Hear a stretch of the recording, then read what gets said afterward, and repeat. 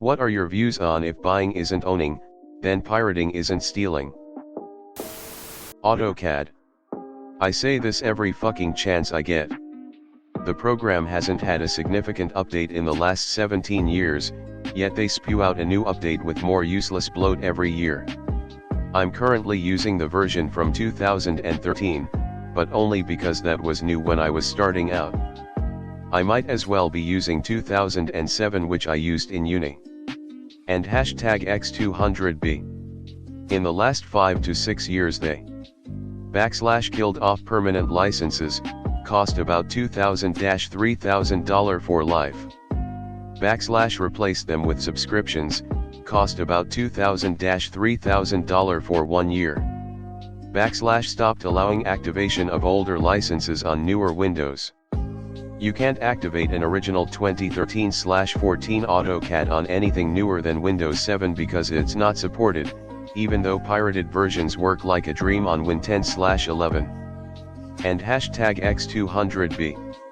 So you have a company that hasn't significantly updated their product in 17 years, has already received a more than fair payment for it, but they still block you from using it on newer hardware, despite it working perfectly, and demand you pay them a king's ransom every year for the privilege of using a product you already paid for. Honestly, fuck that.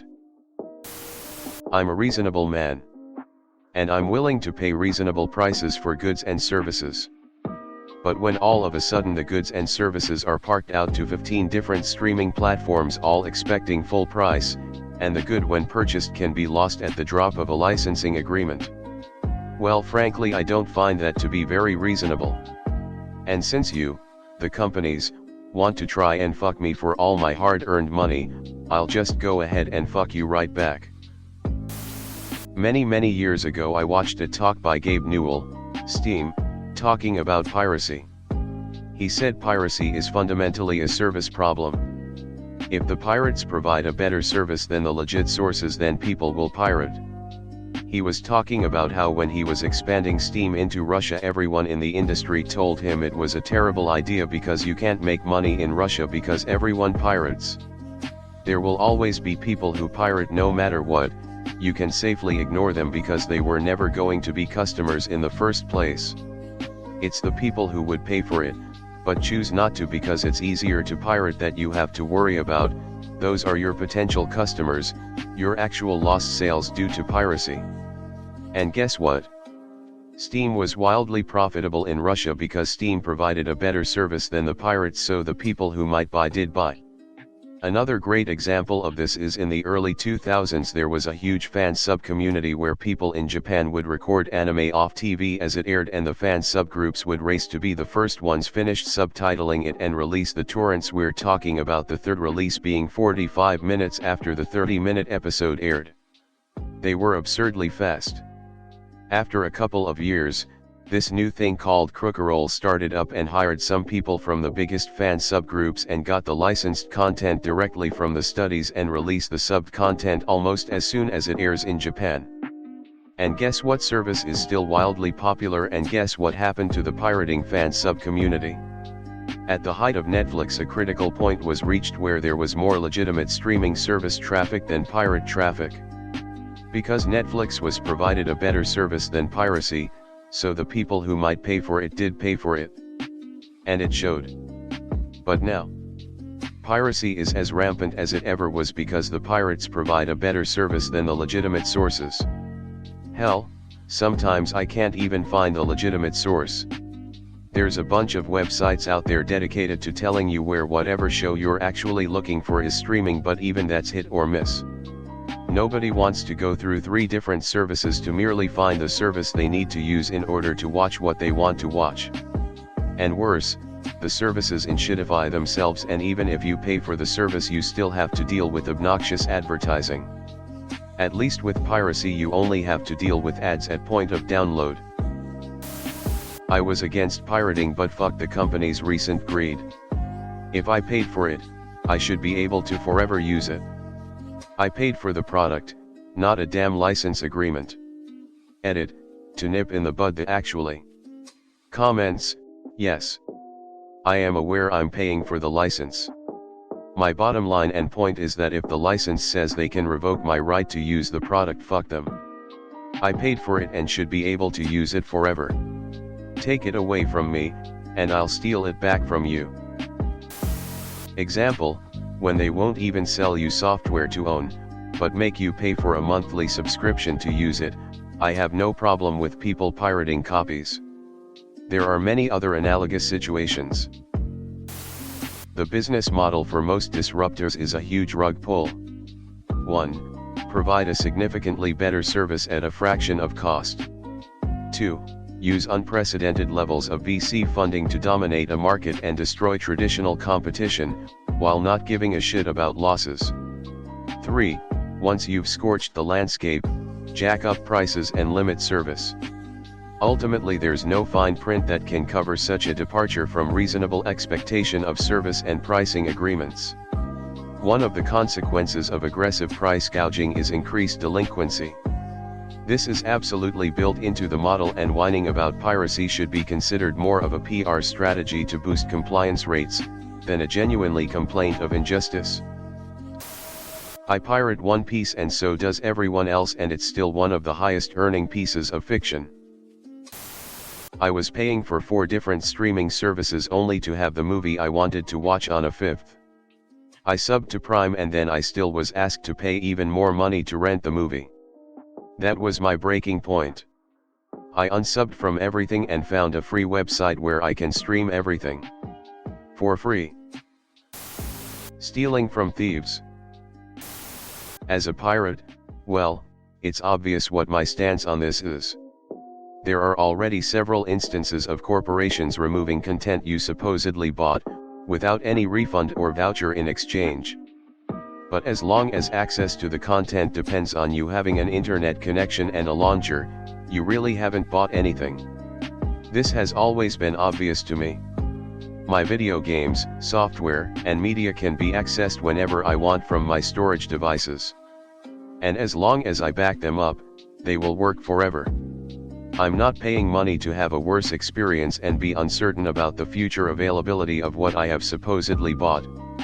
The way it should work is I give you money and you give me a download link that will be live for as long as your company is in business.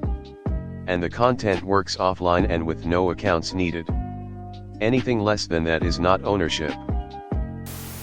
I agree. If I like an art form, then I'll buy it, but then I'm absolutely stealing a real copy. I've lost music through services via a contract and lost access to movies the same way. Honestly, even renting is absurd now. They want a lot of money for shit and you're the one handling the delivery of the product. I don't get reimbursed or additional time on my subscription when said services are down. Fair call, to be honest. Fuck these corporations. If you wanted me to pay, you'd offer a price I have no problem paying and make the transaction itself convenient. If those things are missing, then you clearly don't need my money. I take the words free market literally. I can't even use the most popular document writing platform without being forced to pay for a subscription or account that obligates more money spent. F these people, I'll take what I want, same as them. Makes sense. Piracy, digital piracy that is, not on the high seas, isn't stealing anyways, as the original still exists. If TV and movie folks want to cut down on piracy, that need to do what Steam does and try to be better than the pirates and therefore a more attractive option even with the additional cost. Piracy is fine as long as it's targeted to megacore that force sells us expensive subscriptions. Fuck Adobe, I stopped using it and switched to Affinity due to me actually owning the software after a single purchase. If the prices were fair to begin with, piracy won't be much of an issue. The root is the greed of these core. Stealing. Really? Come on. I support pirating regardless. Why would anyone feel bad for billion-dollar corporations? Piracy isn't stealing, it's an attempt to create a false equivalence between the two. It wasn't when you were buying games either. That doesn't mean that piracy isn't generally wrong. Workers spent time writing the code and people invested the money needed to finance it and ran the risk of the game flopping. They need to be remunerated for their time and investments, otherwise they won't do it in the first place. However, only the first copy costs money to make. For the second we just need to replicate the code, which is essentially free. Which is why you can pirate it for free, and why we give the people that made the game the exclusive right to sell it, because otherwise the supply/demand price of games would be zero.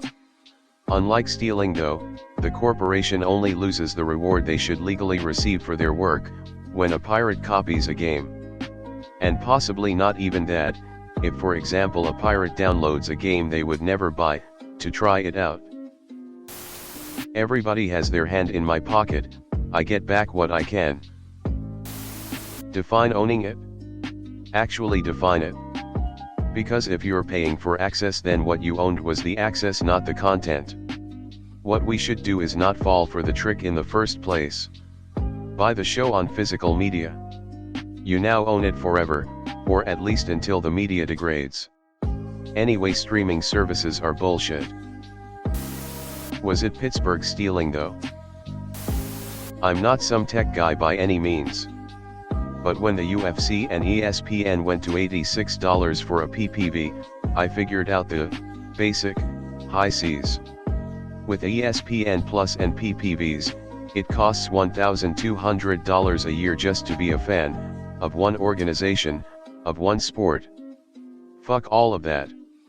If PPVs were $35 to $40 and ESPN Plus was still $6.99, I'd probably still be paying. When the service offered was pay a monthly fee for access to our back catalog, I was on board with that. The first day one of them said that show you like is now being removed from the service, no. That was not the deal. And don't even start me on you only bought a license to watch that on VHS, then again on DVD, but we will use technical controls to stop you from watching it on your computer or phone. Yeah, the media companies have brought this on themselves. If buying is not owning, piracy is not stealing. I used to pirate a lot of games, music, and films, but then I ended up just stopping as the good torrent sites kept getting shut down, mixed with the fact that I really couldn't be arsed to keep downloading everything. Having access to all of the games, music, and films you could ever want, makes you realize how many shit games, music, and films there are out there. It makes me think that we're going to end in a conflict between consumers who will now start to demand physical media again, and software studios and companies who refuse to provide it. The fact Sony launched two versions of the PS5, the cheaper one lacking a CD/DVD drive, makes me suspect they were always going to pull the shit they did sooner or later. This goes for streaming services, too. At least in Amazon's case they are usually pretty crystal clear about whether you are buying a film or renting one. But I also feel like if Sony can get away with T&Cs that say you are buying the EULA and then revoking it when it suits them with zero recompense, so can Amazon. So can Netflix. So can any of the fuckers. So fuck 'em. Happy to buy physical media as I always have done. But for everything else, it's back to the old bay with me, yo-ho /. Piracy is not stealing either way. It's illegal, you might consider it immoral, but it's not and never has been stealing. I remember when I could buy a tape or video and watch it back to back for an entire year if I wanted to. Same with games. I could buy one and play it without having to pay again to get further through the game. I can't think of the amount of stuff I bought and no longer have access to. I don't really care, if it's more convenient to pirate, I'll pirate. Like what's the point of paying for Netflix and all the subscription but the shows that was supposed to be on them are limited in my religion. I wouldn't have paid for the service anyway. Stealing is the word I take issue with. If you steal something from a shop, the owner, or their insurance policy, has to pay to replace the item. It is physically gone. Maybe a lock or window was broken in the process. There is tangible loss. Copying does nothing to the original. It is still there. Nothing to replace. Now I understand that the owner wants to protect their work/IP whatever, and I don't begrudge them for that. Just don't call it stealing because it isn't. It's copying. Yes, this is semantics, but it's always bugged me. Money has no owners, only spenders. Omar Little. I own several Sega Genesis cartridges and I don't mind downloading the ROMs to play on my computer or my phone. Download speeds are so fast nowadays that you can grab a show, watch it, and then delete it. That seems to fall more into fair use than pirating. Pirate flag, pirate flag, pirate flag, parrot, parrot, parrot, it's the only way. No shame. Fuck megacorporations, they should all be destroyed, and if I can avoid it I won't pay a single penny to them. The current state of affairs is ridiculous.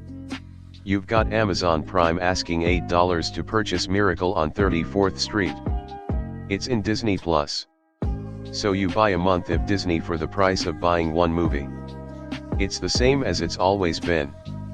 People will pay a fair price for fair use. So when it's not fair I will pirate. I write and release music. It's all over every platform. Thousands of plays. In the past I'd be making at least something for that. I got a royalty check once for $12. Recently I got maybe $5 from streaming. So yeah. By all means pirate my music. I don't get anything for it. iTunes get 30% of every single artist on their platform. So why make art? Better to create a marketplace or a platform. The money is in exploitation, not creating. And that sucks.